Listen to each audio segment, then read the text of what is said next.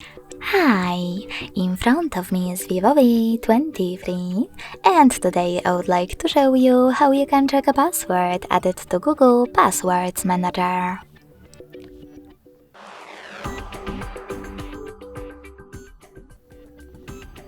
Begin by going into Settings and scrolling down to access Accounts. Following that, select this gear next to Google under Autofill and tap on Google Password Manager. Now just tap on one of your passwords that you wish to check and enter your current login method. Finally, click on this eye icon next to your password to make it visible.